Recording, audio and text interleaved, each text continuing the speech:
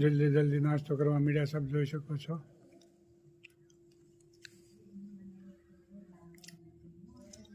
દરરોજ આવી જાય।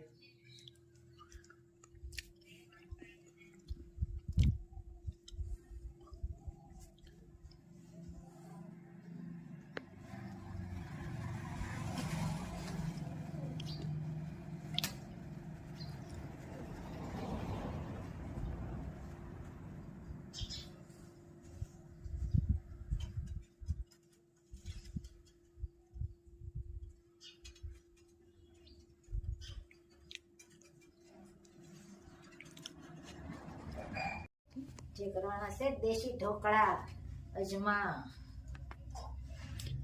અને નિમક,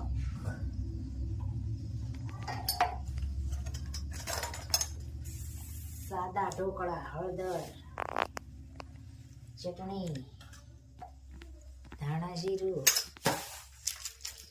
અને આ પાલક છે એ નાખવાનો છે અને મોણ નાખવાનું એમાં થોડુંક મોણ નાખીને એટલે સારા થાય।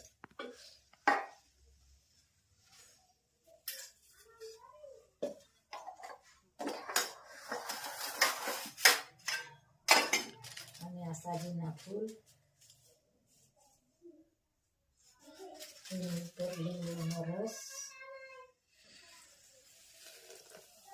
બધું મિક્સ કરવાનું।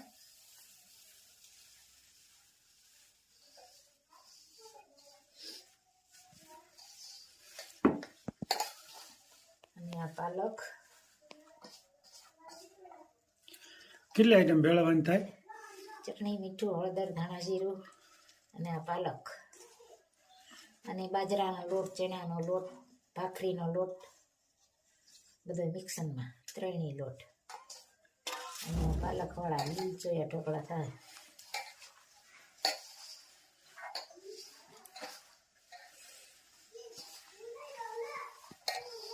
એમાં પાણી પણ નાખી શકાય ને છાશ પણ નાખી શકાય। લીંબુ હોય ને છાશ નાખીને તો ખાટા મીઠા થાય, ન હોય તો છાશ પણ નાખી શકાય થોડીક।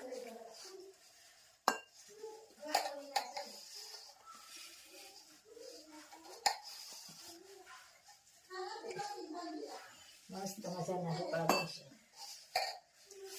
સરસ મજાના દેશી ઢોકળા બની રહ્યા છે। લીલ છોયા પાલકવાળા।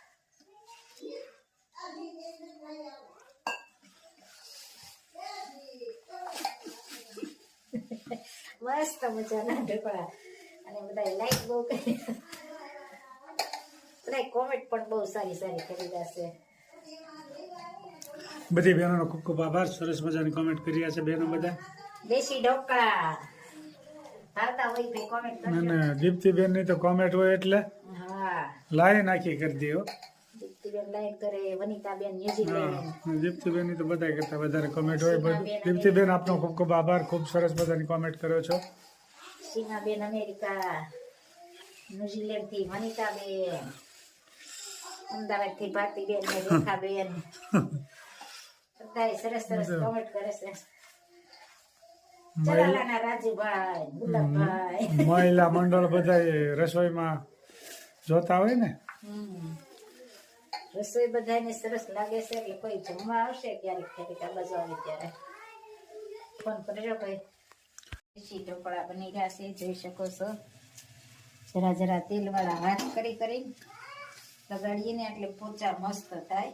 આ રીતે સરસ મજાના ઢોકળા બની રહ્યા છે।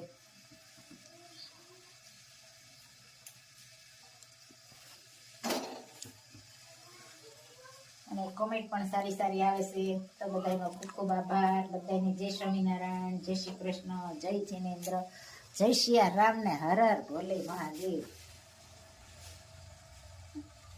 સરસ મજાના ઢોકળા ગોઠવાઈ રહ્યા છે। લાઈન છર હો, લાઈન છર ગોઠવાઈ રહ્યા જોઈ શકો છો।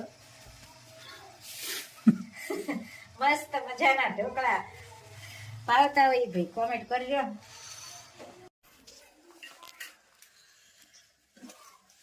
મસ્ત મજાના દેશી ઢોકળા અને જમવા પણ બેહી ગયા છે। કેમ છે ઢોકળા? મસ્ત મસ્ત થઈ હોત રહ્યું।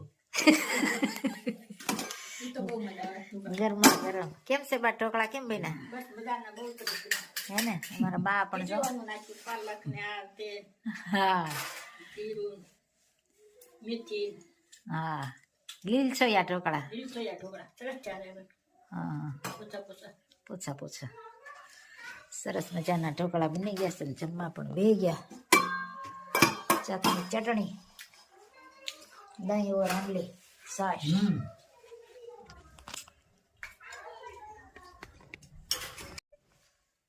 નમન હું કરું વિશ્વપાળને કરગરી કહું ભક્તિ બાળને અરજય મારી યુરમાં ધરો વિપતિ મારી શ્રી હરિહરો અવરયાસરો મારે નથી સર્વદાનને શું કહું કથી કઠણ કાળમાં યા પશોદણી સુખદ શ્યામળા મુક્ત ના મણી અમરના પતિ આસતા હરી રસિક રાખજો લાજય મારી પ્રણત પ્રાણસો સર્વના પ્રભુ દીન દયાળ સો વિશ્વના વિભુ વિમળ મૂર્તિ ઉરમાં વસો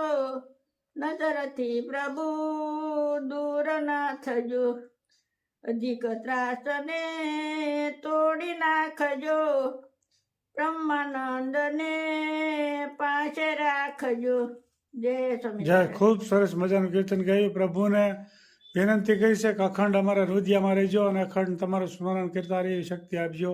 એક એક કડી જીવનમાં ઉતારવા જેવી છે. જય સ્વામિનારાયણ. જય સ્વામિનારાયણ. ભગવાને જયારે ઠપકો સાધુ વાણિયાને આપ્યો ને ત્યારે સાધુ વાણિયો કારણ કે આ તો વાણિયા હતા ભગવાનની પ્રાર્થના કરી ભગવાનની ક્ષમા તો જો વાણિયો છે ને આમાં કોઈ બાય નો સણાવે એ એમ કે હા શું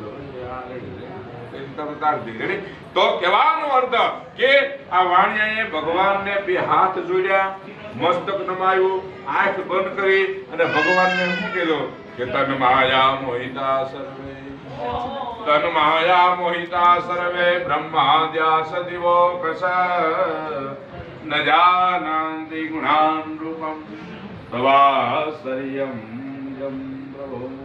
હે ભગવાન હું તો પામર એવો મનુષ્ય છું તમને જાણતો નથી.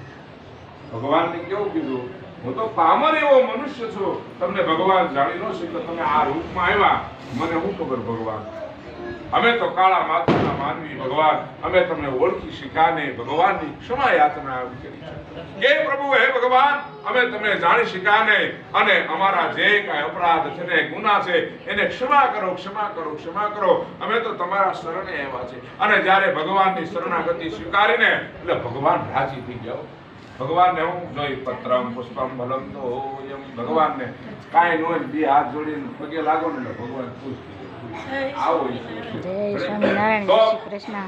જય શ્રી કૃષ્ણ. ભગવાનને બે હાથ જોડી નમસ્કાર કર્યા. ભગવાન રાજી થયા. ભગવાને આશીર્વાદ આપ્યા જાઓ તમારું જે પેલાનું હતું ને એ બધું ભરપૂર થાય છે. આમ કઈ ભગવાન થઈ ગયા. પણ સાધુને વાણિયો જ્યારે એમ કહેવાય કે જે આ નાવની પાસે આવ્યા ને તો નાવ પેલાની જેમ ભરપૂર હોય અને સાધુ અને વાણિયો ખુશ થઈ ગયા. સમુદ્રના કિનારે ભગવાનની કથા ખીલી પરિપૂર્ણ કરી નાવિકોને કીધું કે હાલો આપણા દેશ તરફ પ્રયાણ કરીએ અને આખી નાવને પાછી ભરી અને પોતાના દેશ તરફ પ્રયાણ કર્યું. એનો દેશ નજીક આવ્યો ને ગામ નજીક આવ્યો ને એટલે એક દૂતને કીધું જાઓ તમે ઘેરે ખબર આપવા મોકલ્યો છે. ઘેરે જઈ અને લીલાવતી ને કલાવતી ભગવાનની કથા કરે છે. માં ને દીકરી ભગવાનની કથા કરે. દૂત